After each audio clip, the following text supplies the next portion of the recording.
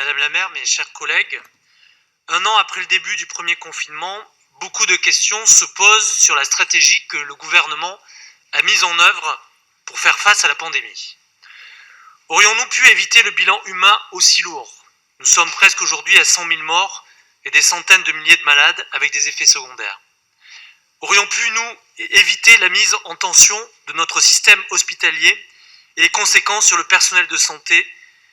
Il faut savoir qu'aujourd'hui, nous avons 69 000 lits et des milliers d'emplois en 15 ans qui ont été supprimés. Aurions-nous pu éviter plusieurs confinements, la privation des libertés, la fermeture de nos écoles? Aurions pu éviter de tomber dans une crise économique et sociale inédite avec une augmentation de la précarité et presque 1 million de personnes entre 2019 et 2020 qui sont sans emploi. Le gouvernement a fait le choix depuis le début de vivre avec la Covid-19 en privilégiant la logique du stop and go plutôt que la stratégie zéro Covid. D'autres pays, notamment en Asie, ont fait des choix différents, beaucoup plus stricts et s'en sortent mieux, y compris économiquement. Ils ont fait le choix de mesures plus strictes dans des périodes très courtes, dès le début de l'épidémie, avec le triptyque tester, isoler, tracer, et surtout le choix d'investir massivement dans la vaccination et dans leur système de santé. Depuis un an, ici même au Conseil de Paris, notre groupe a fait de nombreuses propositions qui n'ont pas été mises en œuvre par le gouvernement. Un moratoire sur les restructurations hospitalières et les suppressions de lits. La levée des brevets sur les vaccins. Le pré-recrutement des étudiants en médecine et en soins infirmiers. Le recrutement d'enseignants et d'enseignantes titulaires pour assurer le dédoublement des classes. La liste est longue et touche tous les domaines de la vie des Parisiens et des Parisiennes. Aucune de ces mesures de long terme n'a été étudiée. Le fonctionnement dans l'urgence est devenu la norme. Le quoi qu'il en coûte d'Emmanuel Macron n'est évidemment pas au rendez-vous. Et s'il est, ce n'est que pour les patrons et les actionnaires, en particulier des groupes pharmaceutiques et technologiques qui voient leurs revenus exploser de manière obscène. Il n'y a jamais eu autant de milliardaires dans le monde. Ils sont désormais 2755, soit 660 de plus en un an, l'année du Covid. Cette même année qui a vu des millions de destins professionnels brisés, des vies d'élèves bouleversées, une jeunesse fracturée, des millions de gens mourir.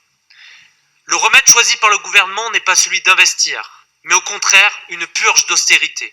Son obsession, c'est la réduction de la dépense publique qui passe par des réformes dites structurelles, telles que l'indécente réforme de l'assurance chômage, le retour de la réforme des retraites et toujours une baisse des moyens pour les hôpitaux, pour l'éducation nationale, pour les collectivités territoriales et l'ensemble des services publics que compte notre pays. Et pourtant, c'est bien le contraire qu'il faut faire, c'est-à-dire investir massivement dans le service public. Et aussi incroyable que cela puisse paraître, l'exemple vient des États-Unis, qui a choisi de mettre en place un programme d'investissement massif en matière d'infrastructure à hauteur de 2000 milliards de dollars, après avoir lancé un plan d'urgence de 1900 milliards de dollars en décembre, et dont, pour la seule ville de New York, 6000 milliards de dollars. Joe Biden a choisi le recours à la dette sur le long terme, sans lésiner sur les quantités et en augmentant les impôts sur les sociétés. Les conditions de financement des dettes publiques ont changé depuis 2008. Son coût est devenu durablement très faible grâce, entre autres, à des taux d'intérêt proches de zéro et une capacité d'allongement. Les pouvoirs publics disposent de marges de manœuvre d'endettement historiques.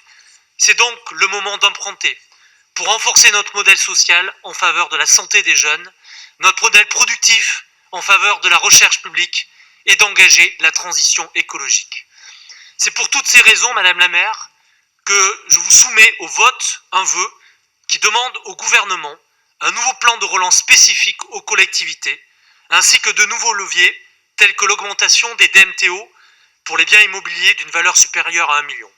Ce plan de relance nous permettrait la création d'équipements publics sportifs, culturels, de santé, de proximité, mais aussi et surtout un soutien massif à la relocalisation de la production en faveur de la recherche publique liée à la santé. Vous l'avez dit, Madame la maire, notre service public est notre principal atout face à la crise. Eh bien, c'est sur lui que nous devons nous appuyer pour construire l'avenir. Je vous remercie. Merci, Monsieur le Président. La parole à Madame Burk.